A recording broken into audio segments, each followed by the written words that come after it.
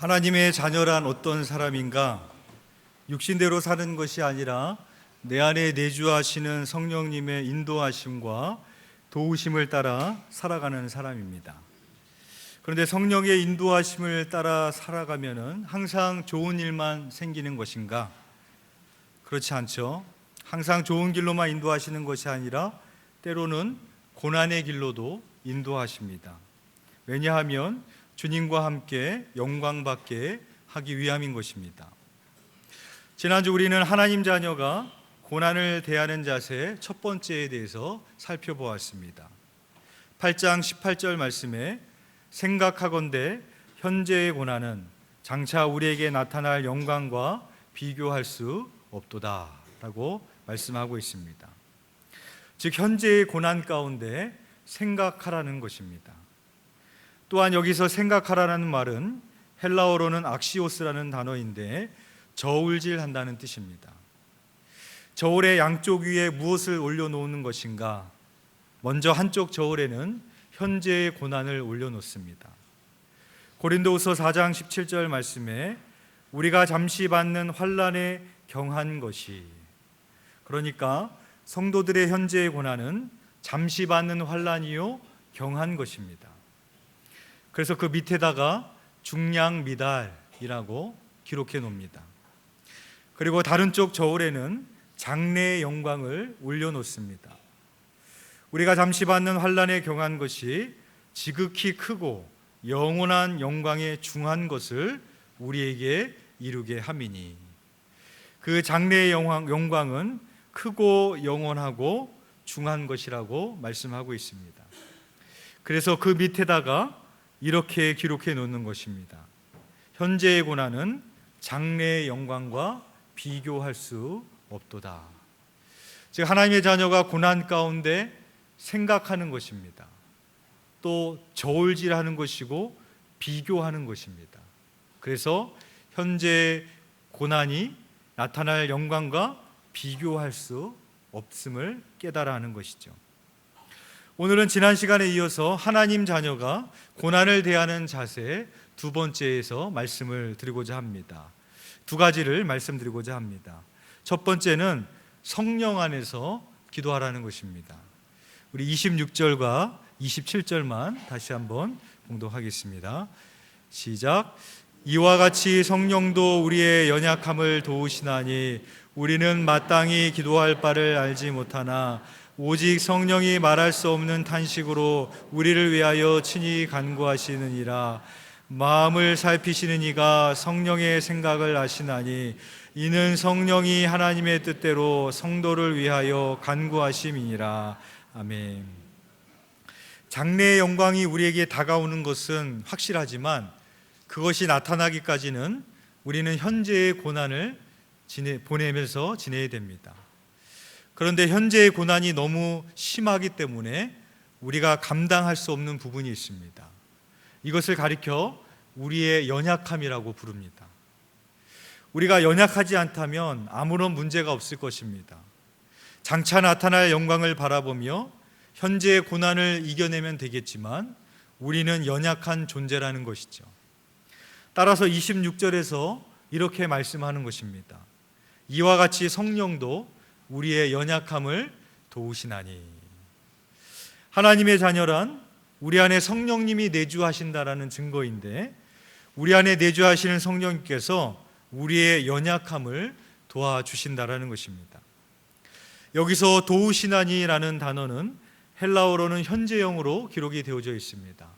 헬라어에서 현재형으로 기록되어질 때는 일시적인 것을 말하는 것이 아니라 지속적인 것을 말합니다. 따라서 성령님께서 우리들에게 한 번만 돕고 마는 것이 아니라 계속해서 지속적으로 우리를 도와주신다라는 것입니다. 그렇다면 성령님이 우리의 연약함을 어떻게 도우시는가? 첫 번째로 우리가 성령 안에서 기도할 때 그 고난의 의미를 깨닫게 해주십니다. 26절 말씀해 보면 우리는 마땅히 기도할 바를 알지 못하니 라고 말씀하고 있습니다. 윌리엄 버클레이는 우리가 마땅히 빌 바를 알지 못하는 이유를 두 가지로 들었습니다. 첫 번째는 우리는 미래를 예견하지 못하기 때문에 바로 기도하지 못한다. 우리는 한 해 혹은 심지어 1시간 앞도 미리 보지 못한다. 그리고 두 번째는 우리는 어떠한 상황 속에서 무엇이 우리에게 최선인지를 알지 못하기 때문에 기도를 바로 하지 못한다. 우리는 흔히 어린아이처럼 백해무익한 것을 원한다 라고 그렇게 지적했습니다. 위대한 믿음의 사람들조차도 하나님의 뜻을 알지 못하고 기도할 때가 있었습니다. 이스라엘이 아말렉과 전투를 하는데 전쟁터에서는 여호수아가 나가서 싸우고 있습니다.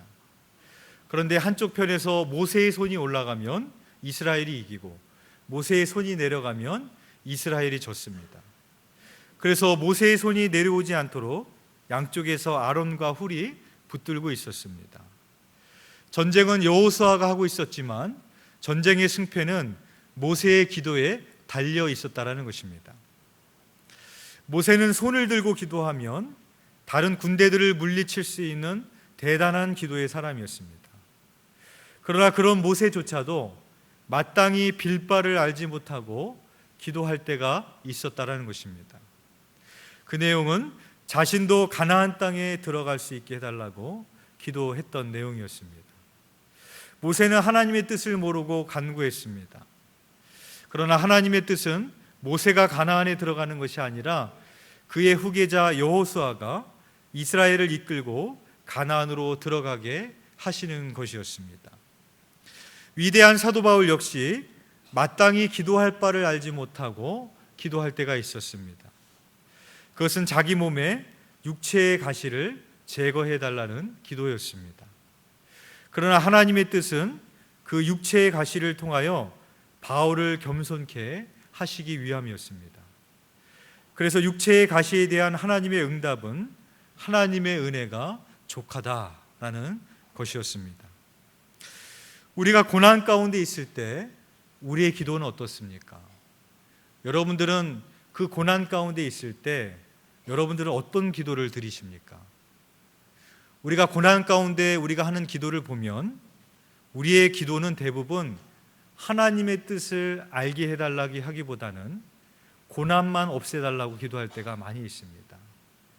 우리 역시 마땅히 빌바를 알지 못하고 기도할 때가 있다는 것이죠. 물론 그러한 기도도 하나님께서 들으시고 우리의 작은 신음소리에도 응답하시는 하나님이십니다. 그러나 우리의 연약함을 도우시는 성령님께서 우리가 성령 안에서 기도할 때 무엇을 도우시는가, 그 고난을 주시는 하나님의 뜻을 깨달아 알게 해주신다는 것이죠. 따라서 진정한 기도는 나의 소원을 말하기보다는 하나님의 뜻을 들을 수 있어야 되는 것입니다. 바로 성령님께서 그것을 도와주신다는 것입니다. 성령님이 우리의 연약함을 어떻게 도우시는가? 첫 번째로 우리가 성령 안에서 기도할 때 그 고난의 의미를 깨닫게 해주십니다. 두 번째, 말할 수 없는 탄식으로 우리를 위하여 친히 간구해 주십니다.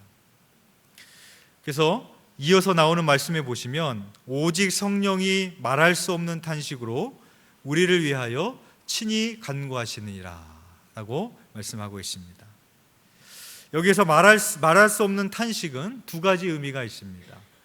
우리 22절과 23절 한번 봉독해 보겠습니다. 시작. 피조물이 다 이제까지 함께 탄식하며 함께 고통을 겪고 있는 것을 우리가 아느니라. 그뿐 아니라 또한 우리 곧 성령의 처음 익은 열매를 받은 우리까지도 속으로 탄식하여 양자될 것 곧 우리 몸의 속량을 기다리느니라. 아멘. 여기서 보면은 피조물도 탄식하고 있는 것을 볼 수 있습니다. 그런데 그 피조물의 탄식에도 두 가지의 탄식이 있습니다. 먼저 22절의 탄식은 피조물이 다 이제까지 함께 탄식하며 함께 고통을 겪고 있는 것을 우리가 아느니라. 어떠한 탄식인가? 현재의 고난에 대한 탄식입니다. 23절에 나오는 탄식은 우리까지도 속으로 탄식하여 양자될 것 곧 우리 몸의 속량을 기다리느니라. 장차 나타날 영광을 바라보며 인내하며 하는 탄식입니다. 마찬가지로 성령님이 말할 수 없는 탄식으로 우리를 위하여 간구하신다고 하실 때 두 가지의 탄식이 있습니다. 첫 번째는 현재의 고난에 대한 탄식입니다. 내가 현재의 고난 가운데 있을 때 성령님께서도 그 고난에 동참해 주신다라는 것입니다. 그래서 고난당하고 있는 나를 위하여서 함께 오시고 함께 그 고난을 짊어지시고 우리를 위로해 주신다라는 것이죠.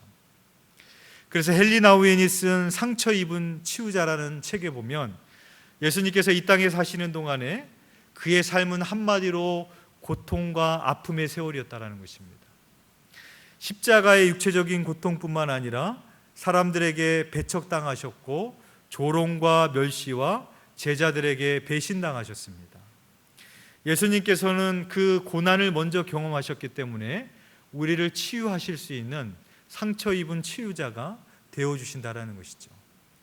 바로 그 예수님의 영이신 그 성령님께서 그리하기에 우리 안에 내주하고 계실 때 우리를 위하여 현재의 고난에 대한 탄식이 있으십니다.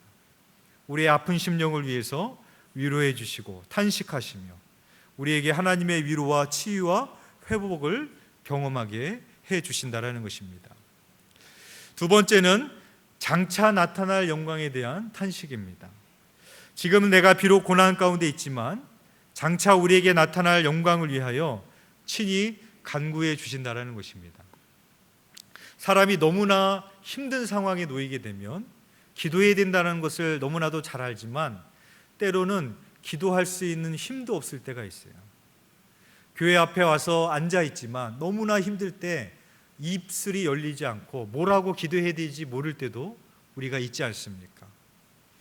그러나 성령님께서 말할 수 없는 탄식으로 우리를 도우신다는 것은 그 순간 속에서도 내 입술에 기도의 내용을 주신다는 것입니다. 내가 무언가를 말한다는 것은 내 머리에 지배를 받는다는 것입니다. 그런데 저는 말씀을 전하는 목사입니다. 말씀을 전하는 사람으로서 경험할 수 있는 것 중에 한 가지는 성령님을 의지하고 성령님을 구하고 말씀을 전할 때 때로는 이것이 내가 하고 있는 말이 아니라 성령님이 내 입술을 통해서 주장하셔서 하고 계시는 말씀이라는 것을 느낄 때가 많이 있습니다. 제가 준비하지 않았습니다. 생각하지 않았던 그 말씀이 내 입술을 통해서 나가고 있는 것을 볼 때가 있습니다. 마찬가지로 우리가 성령 안에서 기도할 때도 우리가 그런 것을 경험할 수 있다는 거예요. 내가 생각하지 못했던 그런 기도의 내용들을 성령님께서 떠올리게 하시고 내 입술을 주장하게 하실 때가 있다는 것이죠. 하나님 자녀가 고난을 대하는 자세는 무엇인가? 첫 번째, 현재의 고난 가운데 장차 나타날 영광을 생각하라는 것입니다. 현재의 고난과 장차 나타날 영광의 무게를 달아보고 비교해 보라는 것입니다. 두 번째는 그러나 우리는 연약한 존재이기 때문에 우리의 연약함을 도우시는 성령 안에서 기도하라는 것입니다. 그리고 마지막 세 번째는 모든 것을 합력하여 선을 이루시는 하나님을 신뢰하라는 것입니다. 우리 28절에서 30절 한번 봉독하겠습니다. 시작. 우리가 알거니와 하나님을 사랑하는 자 곧 그의 뜻대로 부르심을 입은 자들에게는 모든 것이 합력하여 선을 이루느니라. 하나님이 미리 아신 자들을 또한 그 아들의 형상을 본받게 하기 위하여 미리 정하셨으니 이는 그로 많은 형제 중에서 맏아들이 되게 하려 하심이니라. 또 미리 정하신 그들을 또한 부르시고 부르신 그들을 또한 의롭다 하시고 의롭다 하신 그들을 또한 영화롭게 하셨느니라. 아멘. 29절과 30절에 보면은 소위 말하는 예정론에 관한 그런 말씀이 나오고 있습니다. 29절에 보면 하나님이 미리 아신 자들, 그리고 30절에 보면 또 미리 정하신 그들을, 이렇게 되어져 있습니다. 그런데 사람들이 이 예정론을 잘못 이해하고 그래서 왜곡된 견해가 있습니다. 그것은 태어나기도 전에 구원받을 사람과 심판받을 사람이 미리 정해져 있다는 것이죠. 그래서 만약에 예정론을 이렇게 우리가 받아들이게 되면 내가 아무리 선하게 살고 아무리 교회를 다녀도 내가 지옥에 갈 것으로 예정되어 있는 사람이라면 구원받지 못하게 되는 것입니다. 또 내가 이미 구원받을 사람으로 예정되어 있다면 나는 아무리 교회에 가지 않고 그렇게 하더라도 결국에는 나는 어떻게 해서든 구원받고 천국에 가게 될 것이라는 것이죠. 그러나 이것은 예정론을 잘못 이해하고 있는 것입니다. 오늘 말씀을 잘못 이해하고 있는 것이죠. 예정론을 두 가지 측면에서 살펴볼 수 있는데 첫 번째로 선행적 은혜를 말합니다. 이 선행적 은총이라는 것은 무슨 뜻인가 하면은 미래를 바라보는 안경이 아니라 과거를 바라보는 안경을 말하는 겁니다. 그러니까 내 미래가 이미 결정됐다, 그 예정론이 아니라 구원을 받은 성도가 오늘 이 시점에서 나의 과거를 뒤돌아보는 겁니다. 나의 과거를 뒤돌아봤을 때 아하, 이제 보니까 내가 주님을 먼저 안 것이 아니라, 내가 주님을 먼저 찾았던 것이 아니라 만세 전에 주님이 나를 아셨고 나를 택하셨고 나를 불러주신 것이었구나, 이런 것을 깨닫는 것입니다. 그래서 사도 바울은 에베소서 1장 4절에서 하나님께서 창세전에 그리스도 안에서 우리를 택하사라고 말씀을 하고 있습니다. 즉 예정론은 미래를 바라보는 안경이 아니라 과거를 바라보는 안경이라는 것입니다. 두 번째는 불가항력적인 은혜라는 측면이 있습니다. 하나님께서 우리를 미리 정하셨다고 할지라도 불러주시지 않으면, 하나님의 자녀로 불러주시지 않았다면 그것은 의미가 없습니다. 가령 예를 들어서 어떤 사람이 나에게 많은 은혜를 베풀어서 내가 그분에게 꼭 대접을 해야 되겠다, 꼭 식사를 대접하고 선물이라도 좀 드리고 감사한 마음을 꼭 표시해야 되겠다, 이렇게 마음을 먹었습니다. 그런데 일이 너무 바빠서 그것을 차일 피일 미루다가 잊어버리게 됐습니다. 그러다 어느 날 그분이 돌아가셨다는 부고장을 받게 됩니다. 그러면은 이렇게 빨리 돌아가실 줄 알았으면 내가 진작에 미리 모셨어야 되는데, 그렇게 후회하게 됐지만 아무리 후회해도 그건 소용이 없는 것이죠. 마찬가지로 하나님께서 우리를 예정만 하시고 불러주시지 않으면 의미가 없습니다. 하나님께서는 우리를 창세전에 예정만 하신 것이 아니라 우리를 하나님의 자녀로 불러주셨다는 것입니다. 그래서 30절 말씀에 보시면 또 미리 정하신 그들을 또한 부르시고 라고 되어져 있어요. 예정만 하신 것이 아니라 우리를 불러주셨다라고 말씀을 하고 있는 것입니다. 또한 하나님께서 우리를 만세전에 택하시고 왜 하나님의 자녀로 불러주셨는가, 그 뒤에 이유가 나오고 있습니다. 그들을 또한 의롭다 하시고 의롭다 하신 그들을 또한 영화롭게 하셨느니라 라고 말씀하고 있습니다. 왜 우리를 불러주셨는가? 우리를 의롭게 하시기 위함입니다. 우리를 구원하시기 위함입니다. 저스티피케이션입니다. 칭의입니다. 그런데 우리를 단순히 의롭게 하시고 구원받게 하시기 위해서만 부르신 것이 아님을 알 수 있습니다. 그 뒤에 나오는 말씀을 보면 또한 영화롭게 하셨느니라 라고 말씀하고 있습니다. 여기서 영화라는 단어가 헬라어로 독사조입니다. 영광을 받다, 칭송을 받다라는 그런 의미입니다. 이 단어가 하나님에게 쓰이지 않고 사람에게 쓰일 경우에는 어떤 의미인가 하면은 내가 예수 그리스도 안에서 새로운 피조물이 되었을 때 새로워진 나로 인하여서 세상으로부터 칭송받는 그런 삶을 의미하는 것입니다.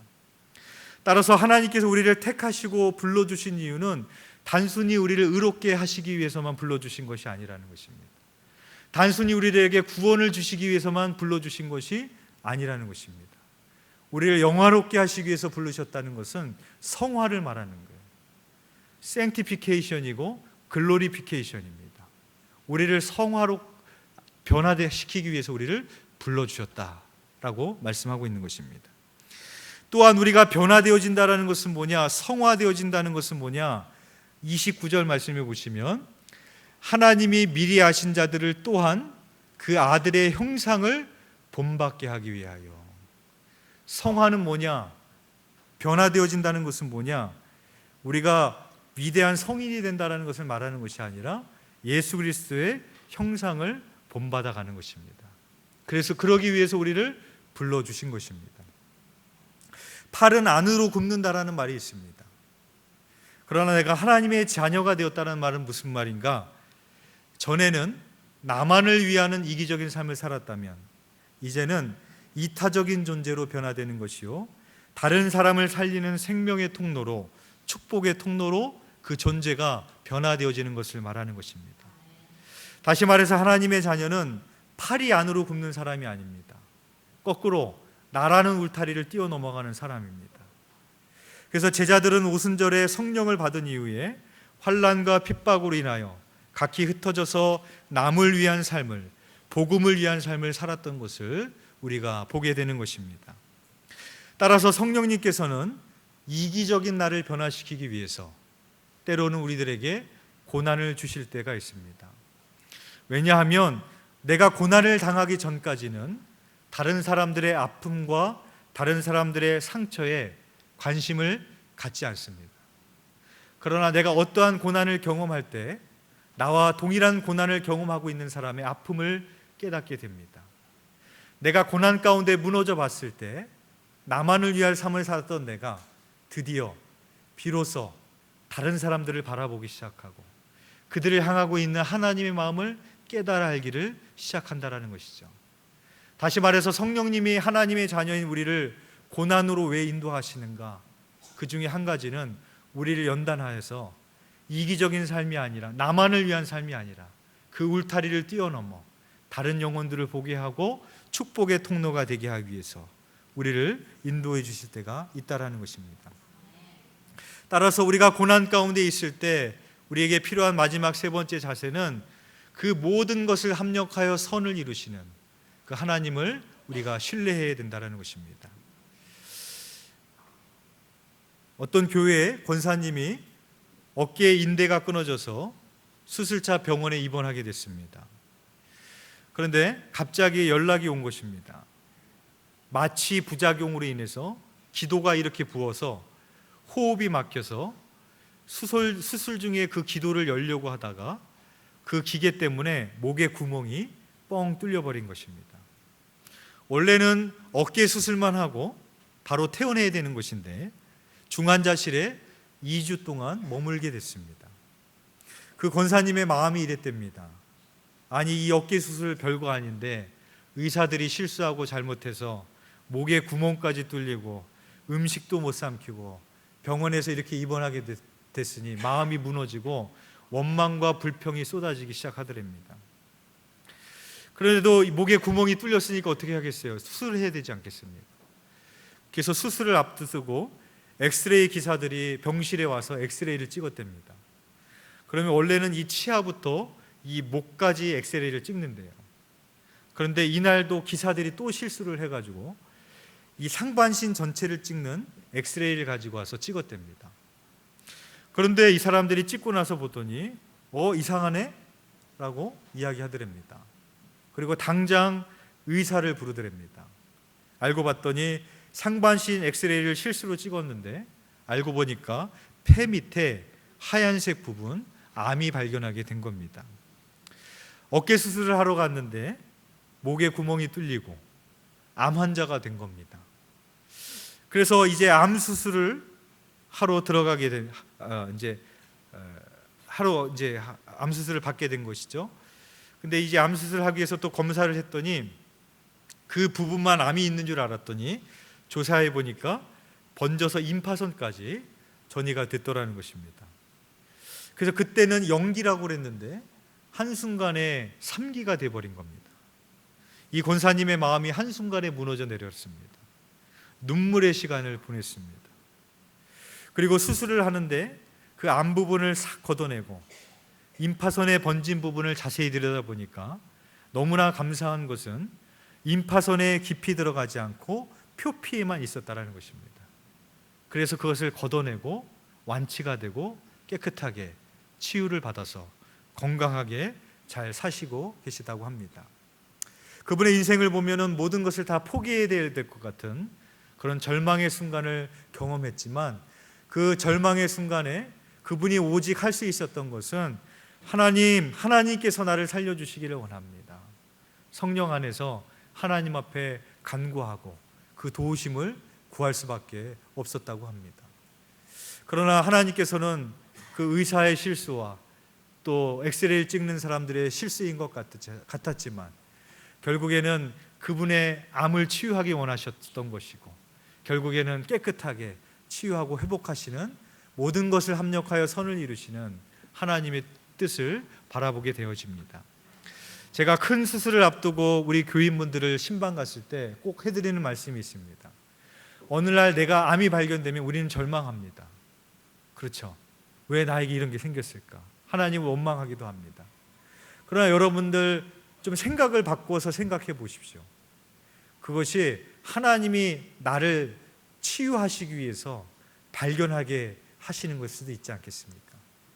그래서 너무나도 바쁘고 힘들게 살아가는 내가 내 안에 이 암덩어리가 커지고 있는 것도 모르면서 그저 돈 벌기 위해서 죽기 살기로 살고 있는 나에게 하나님이 이제는 너 그만 쉬어야 된다. 너 치유받아야 된다. 그래서 그것을 뜻하지 않은 곳에서 발견하게 하시고 그것을 싹 걷어내게 하시는 그것이 하나님의 은혜인 것을 되려 우리는 깨달을 수 있는 것이죠. 바라기는 여러분들 모든 고난 가운데 있을지라도 그 고난을 통하여서도 모든 것을 합력하여 선을 이루어가기 원하시는 하나님의 뜻을 신뢰하시기를 주님의 이름으로 축원드리겠습니다.